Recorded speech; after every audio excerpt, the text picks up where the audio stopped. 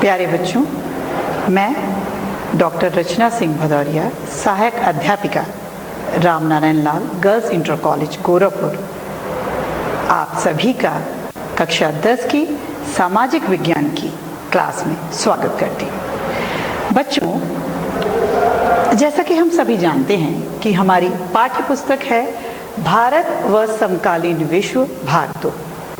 ये इतिहास की पुस्तिका है और इसके पाठ 3 के भूमंडलीकृत विश्व का बनने का हम अध्ययन कर रहे हैं।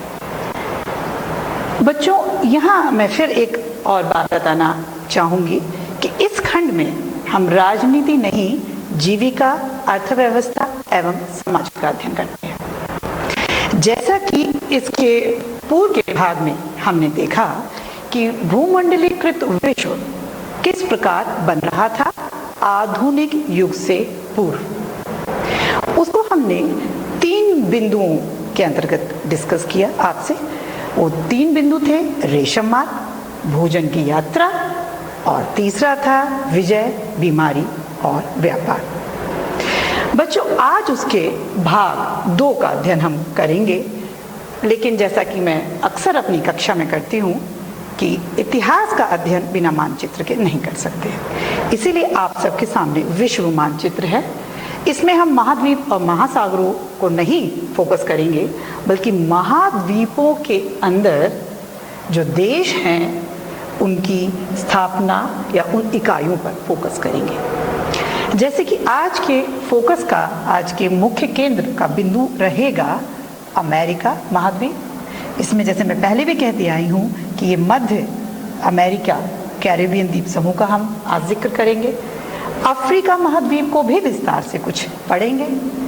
इसके साथ ही ये एशिया महाद्वीप में भारत, चाइना, रशिया को डिस्कस करेंगे और साथ ही आज ऑस्ट्रेलिया का भी हम अध्ययन करेंगे। किंतु बच्चों, जैसा आप सभी जानते हैं कि आधुनिक युग का इतिहास बिना यूरोप के पढ़े तो संभव है ही नहीं, इसलिए मुख्य रूप से मुख्य केंद्र बिंदु यूरोप ही रहेगा। इसको आप अपने स्मृति में रखें। अब हम आगे स्टार्ट करते हैं अपना आज का विषय।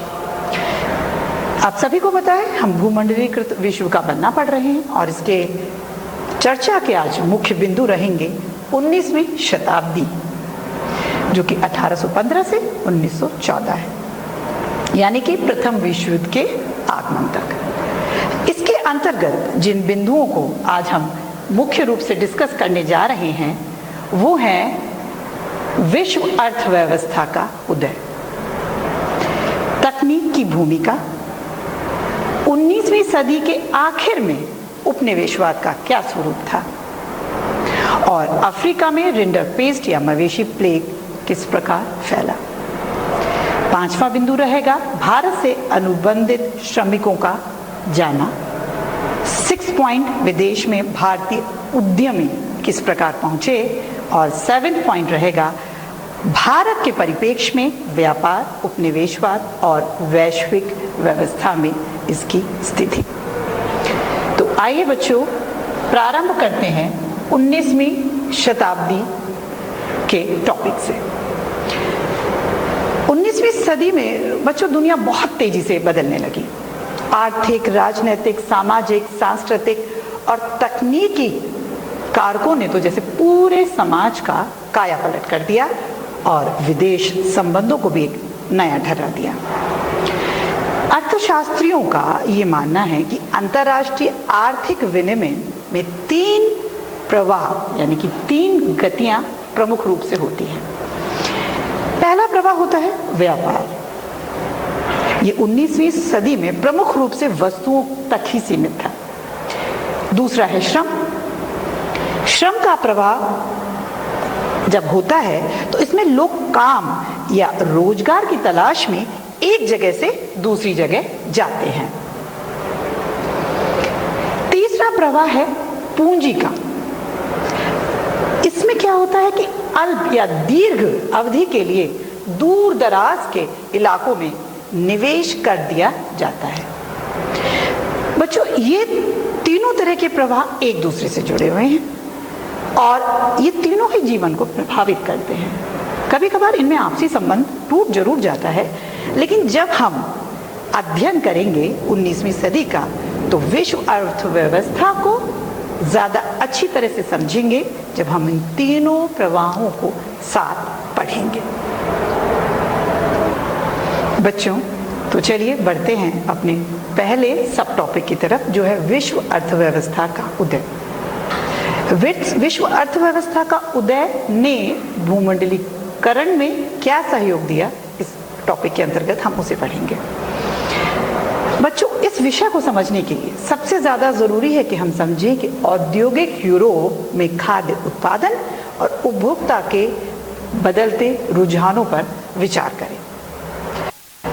सामान्य रूप से बच्चों, हम सभी जानते हैं कि हर देश खाने के मामले में आत्मनिर्भर होना चाहता है, किंतु 19वीं सदी के ब्रिटेन की तो बात ही अलग थी।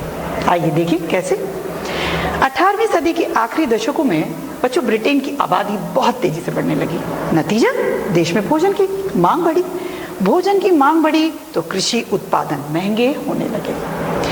दूसरी तरफ क्या हुआ कि जो बड़े भूस्वामी थे, उन्होंने सरकार पर दबाव डाला कि जो मक्का का आयात बाहर से आ रहा है उसको रोकें, और कॉर्न लॉ के माध्यम से सरकार ने ये किया।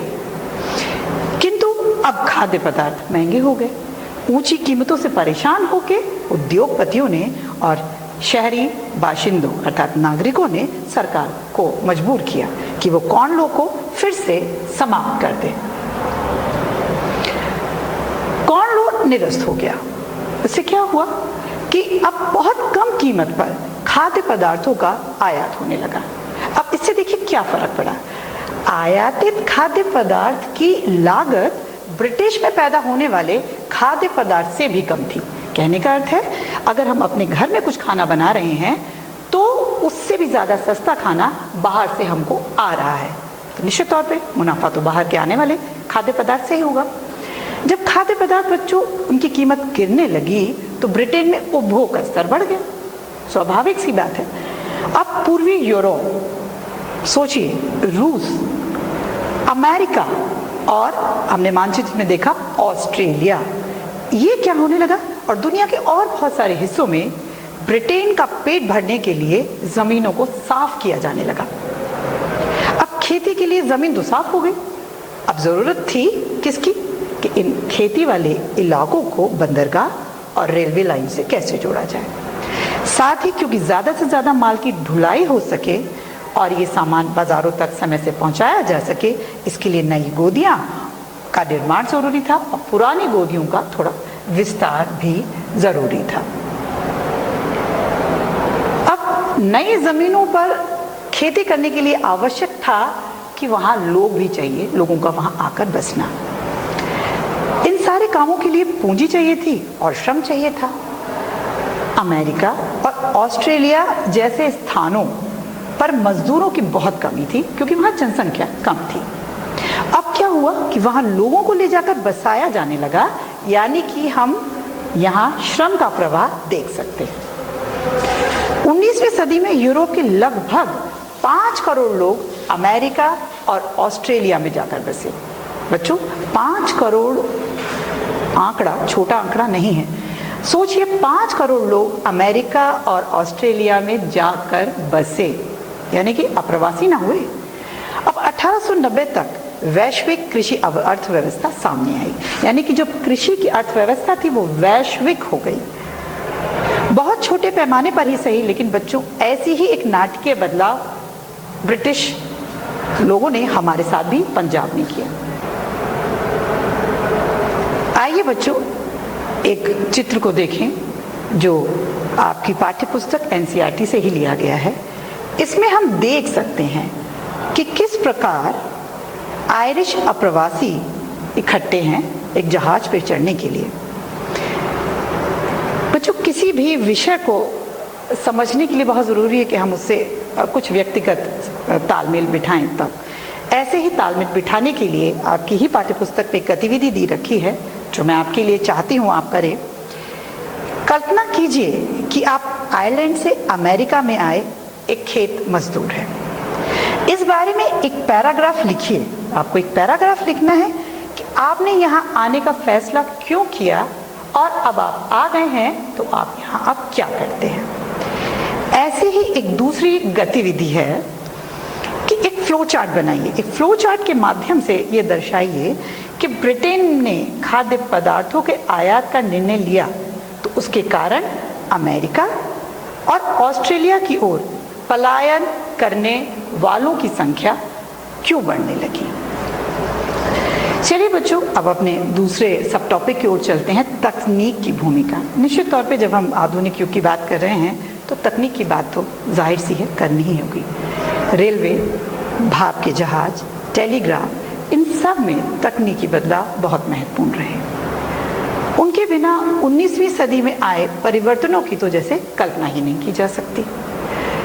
अब तकनीकी प्रगति अक्सर चौतरफा सामाजिक, राजनीतिक और आर्थिक कारणों का एक परिणाम होती है। यहाँ एक उदाहरण है, हम देखें कि औपनिवेशिकरण के कारण यातायात और परिवहनों में क्या सुधार हुए। देखिए, तेज चलने वाली गाड़ियां बनी ताकि समय कम लगे और जल्द से जल्द उत्पादन बाजारों तक पहुंचे। बोगियों का भार कम कर दिया गया, भार कम होगा तो स्पीड बढ़ेगी, गाड़ियां तेज गति से चलेंगी। जलपोतों का आकार भी बड़ा कर दिया ताकि एक बार में ज्यादा से ज्यादा उत्पादन या कच्चा माल गंतव्य स्थान पर ले जा सके। यहाँ बच्चों एक मांस उत्पादकों के व्यापार का हम जिक्र जरूर करेंगे और इस प्रक्रिया का इससे एक अच्छा अंदाजा लगाया जा सकता है कि 1870 के दशक में अमेरिका से यूरोप को मांस निर्यात नहीं होता था, अपितु वहां केवल जिंदा जानवर जाते थे। यूरोप ले जाकर उन्हें वहां काटा जाता था, लेकिन यहाँ एक समस्या थी। जिंदा जानवर जगह बहुत घेरते थे। दूसरी बात, लंबे सफर में या तो ये मर जाते थे या बीमार पड़ जाते थे। तीसरी बात, बहुत ज्यादा इनका वजन गिर जाता था और कई बार तो ये खाने लायक ही नहीं रहते थे। इस कारण से यूरोप के गरीब लोगों के लिए मांस खाना ज्यादा महंगा था। अब बच्चों देखिए, यहाँ तकनीकी ने क्या एक नया समीकरण बिठाया। नई तकनीकी के आ जाने से अब स्थिति बदल गई। पानी के जहाजों में रेफ्रिजरेशन की तकनीकी, जिसे हम लोग अपने घर में फ्रिज यूज करते हैं, वो तकनीकी आ गई। उससे क्या होता था, अब अगर मांस ले जाया जाए एक स्थान से दूसरे स्थान लंबी यात्रा में तो वो अब खराब नहीं होगा। अब इसके बाद क्या होने लगा, जैसे हमने खाद्य पदार्थों में पढ़ा, अब अमेरिका, ऑस्ट्रेलिया और न्यूजीलैंड सब जगह से जानवरों की बजाय मांस ही यूरोप भेजा जाने लगा। फलतः यूरोप के गरीबों को ज्यादा विविधतापूर्ण खुराक मिलने लगी। और बच्चों निश्चित तौर पे जब जीवन की स्थिति सुधरी तो देश में शांति स्थापित हो गई और अब देशों में, दूसरे देशों में साम्राज्यवादी मंसूबों को समर्थन मिलने लगा। किसके द्वारा? जनता के द्वारा। और किसको मिलने लगा? सरकार को मिलने लगा। आइए बच्चों एक एनसीईआरटी का दूसरा एक चित्र देखें। देखिए, इसमें अलेक्जेंड्रा नाम का एक जलपोत है जिसमें कि मांस को लादा जा रहा है और ये संभव तभी हो पाया जब उसे ठंडा रखने का प्रयास किया जाने लगा रेफ्रिजरेशन के माध्यम से। आइए अब तीसरे पॉइंट की तरफ चलें। 19वीं सदी के आखिर में उपनिवेशवाद की क्या स्थिति थी? आप सभी जानते हैं उपनिवेशवाद क्या होता है। जब एक शक्तिशाली संपन्न राष्ट्र अपने साधन, अपने हितों को साधने के लिए किसी कमजोर किंतु संसाधन से संपन्न राष्ट्र को अपनी ताकत से दबाता है और उसकी संसाधनों का प्रयोग अपने विकास के लिए करता है, वो उपनिवेशवाद है। 19वीं सदी के आखिरी दशकों में व्यापार बढ़ा और बाजार तेजी से फैलने लगा। ये तो हमने पिछले पॉइंट में देखा ही। लेकिन केवल ये फैलाव व्यापार और संपन्नता का ही दौर नहीं था बच्चों। हर सिक्के के जैसे दो पहलू होते हैं, इस प्रक्रिया के भी स्याह पक्ष को हम नजरअंदाज नहीं कर सकते। व्यापार में इजाफा और विश्व अर्थव्यवस्था के साथ निकटता का एक परिणाम ये हुआ कि दुनिया के बहुत सारे भागों में स्वतंत्रता, आजीविका के साधन छिनने लगे।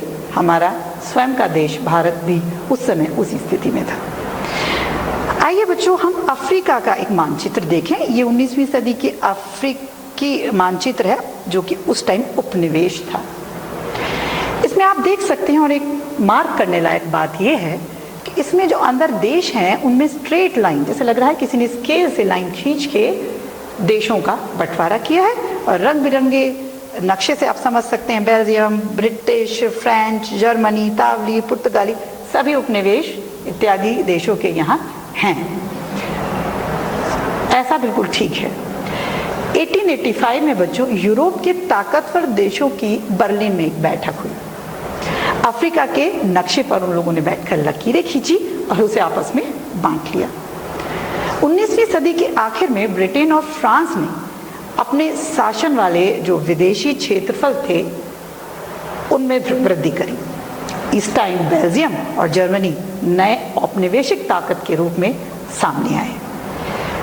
कुछ हिस्से जिन पर स्पेन का पहले से कब्जा था, उन उपनिवेशों पर अमेरिका ने, संयुक्त राज्य अमेरिका ने 1890 के दशक के आखिरी वर्षों में भी कब्जा करके अपने आप को एक औपनिवेशिक ताकत बना लिया। अब बच्चों जरा देखें कि इन उपनिवेशों में, इन उपनिवेशी समाज में भोजन, जीवन की क्या स्थिति थी। ऐसा ही उदाहरण अब हमारे सामने आया है रिंडर पेस्ट या मवेशी प्लेग। अफ्रीका के 1890 के दशक में रिंडर पेस्ट नाम की बहुत तेजी से फैलने वाली, एक मवेशियों में फैलने वाली प्लेग नामक महामारी आई, और इसने लगभग उन लोगों की आजीविका ही समाप्त कर दी और स्थानीय अर्थव्यवस्था पर इसका बहुत गहरा असर पड़ा।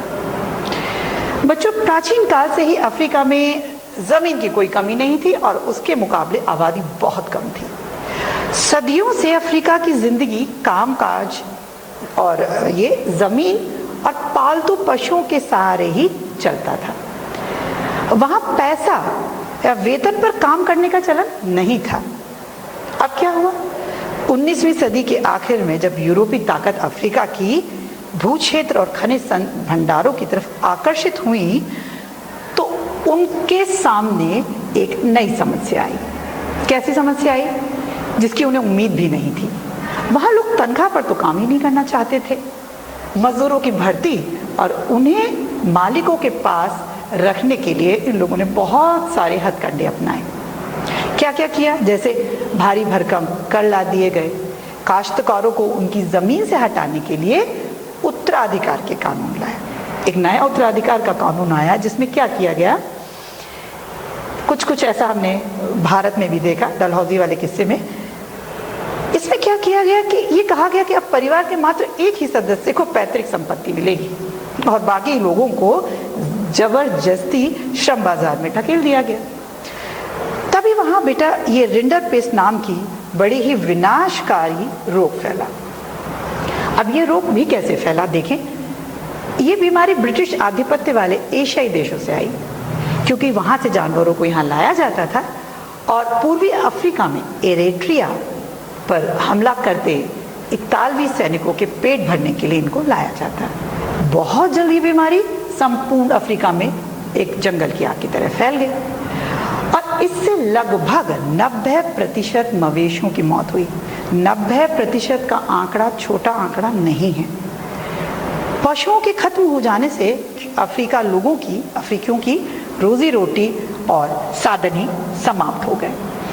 जो बचे कुचे पशु थे उन पर यूरोपियों ने कब्जा कर लिया। अब पूरे अफ्रीका को जीतने व गुलाम बनाने के लिए उनके पास एक बेहतरीन मौका आ गया।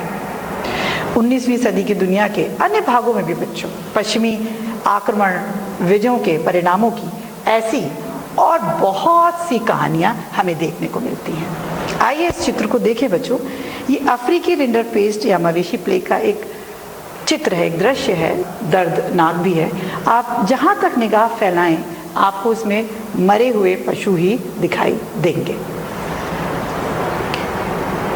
अब बच्चों देखें कि भारत से किस प्रकार अनुबंधित श्रमिक भी विदेशों में भेजे जाने लगे। ये अनुबंधित श्रमिक गिरमिटिया मजदूर कहलाते थे और 19वीं सदी की दुनिया की विविधता प्रतिबिंबित करते हैं।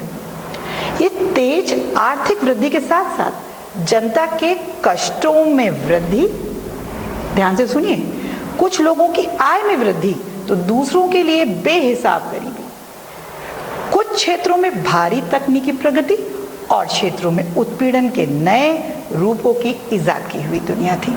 इसे भी हम और विस्तार से समझेंगे कैसे। 19वीं सदी में भारतीय अनुबंधित श्रमिकों को खास तौर से एक एग्रीमेंट के द्वारा ले जाया जाता था और इन अनुबंधों में ये शर्त होती थी कि ये मजदूर अपने मालिकों के बागान में 5 वर्ष तक काम करेंगे और 5 वर्ष के काम करने के बाद ये स्वदेश लौट जाएंगे। भारत के ज्यादातर मजदूर बच्चों पूर्वी उत्तर प्रदेश, बिहार, मध्य भारत और तमिलनाडु के सूखे इलाकों से जाते थे और मुख्य रूप से कहाँ जाते थे? कैरिबियाई द्वीप समूह, मध्य अमेरिका वाला हिस्सा, त्रिनिदाद, गुयाना, सूरीनाम, मॉरिशस व फिजी ले जाए जाते थे। तमिल अप्रवासी सीलोन और मलाया जाते थे और बहुत सारे श्रमिकों को, अनुबंधित श्रमिकों को असम के चाय बागानों में भी ले जाया जाता था। मजदूरों की भर्ती का काम मालिकों के एजेंट किया करते थे और ये एजेंट इसका कमीशन लेते थे, किंतु ये एजेंट कभी भी अप्रवासी मजदूरों को सच्चाई नहीं बताते थे बल्कि झूठी जानकारियां दिया करते थे। अगर कोई मजदूर राजी नहीं भी होता तो ये उसका अपहरण कर लेते थे। इसीलिए 19वीं सदी में इस प्रथा को नई दास प्रथा का नाम भी दिया गया। बागानों में कार्यस्थल पर पहुंचने के बाद जब मजदूर देखते थे कि वहां तो वो स्थिति है ही नहीं जिसकी उन्होंने कल्पना की थी, नई जगह में जीवन एवं कार्य की स्थितियां बहुत कठोर थीं, उन्हें कोई कानूनी अधिकार भी प्राप्त नहीं थे।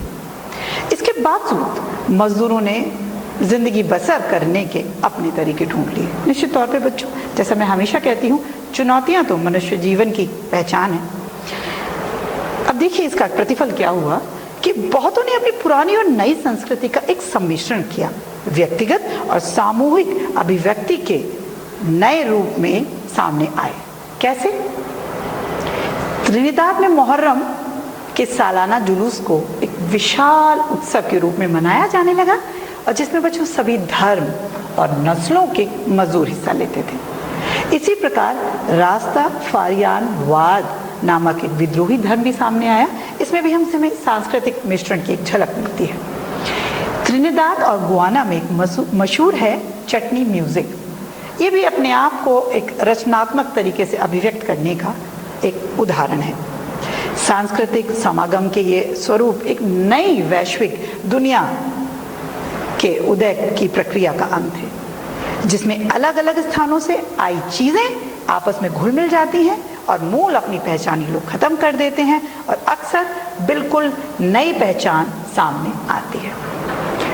बच्चों, शायद आप लोग जानते होंगे कि नोबेल पुरस्कार विजेता साहित्यकार हैं वीएस नायपॉल, वेस्ट इंडीज के क्रिकेटर हैं खिलाड़ी शिव नारायण चंद्रपाल और राम नरेश सरवन, ये भारत से ही आए अनुबंधित मजदूरों के वंशज हैं। 20वीं सदी में बच्चों हमारे देश के राष्ट्रवादी नेताओं ने इस तरह की प्रक्रिया, इस गिरमिटिया मजदूर की प्रथा का विरोध किया और 1921 में इसे खत्म कर दिया गया। लेकिन बच्चों, नायपॉल जी के प्रारंभिक उपन्यास में इस विद्रोह और परायपन के एहसास को बड़ी खूबी दर्शाया गया है। बच्चों, पिछले दिनों हमने अपने देश में कोविड-19 के कारण जो लॉकडाउन था उसमें प्रवासी मजदूरों के इसी प्रकार के दारुण दृश्य भी देखे कि किस प्रकार स्वदेश प्रेम के लिए ये मजदूर नंगे पैर किलोमीटरों झुंड के झुंड में चलते गए कि किस प्रकार से ये अपनी मातृभूमि, अपने गांव, अपने शहर पहुंच सके। आइए बच्चों, आप ही की पुस्तक से कुछ लिया है, देखें कि किस प्रकार त्रिनिदाद में कोकोआ के बागानों में ये काम कर रहे हैं गिरमिटिया मजदूर। यहाँ इनका एक अनुबंध यानी कि एक एग्रीमेंट दिखाया गया है। और बच्चों, बड़ा अफसोस होता है इस बात को कहते हुए कि इन मजदूरों का नाम नहीं होता था, इनकी संख्याएं थी और उसी आधार पर इनकी शिनाख्त की जाती थी। एक गिरमिटिया मजदूर की आप बीती भी है, एक राम नारायण तिवारी जी हैं जो 10 वर्ष के लिए वहाँ गए थे। बड़ा दर्दनाक उन्होंने एक वाकया यहाँ लिखा है। लेकिन बच्चों, ये चर्चा हम यूरोप में राष्ट्रवाद में भी कर चुके थे, और मैं फिर चाहूँगी पर आप देखें कि राष्ट्रीय पहचान के निर्माण में भाषा और लोक परंपराओं का क्या महत्व होता है। आइए बच्चों, एक 6 अपना सब टॉपिक अब देखते हैं कि विदेशों में भारतीय उद्यमी किस प्रकार पहुंचे।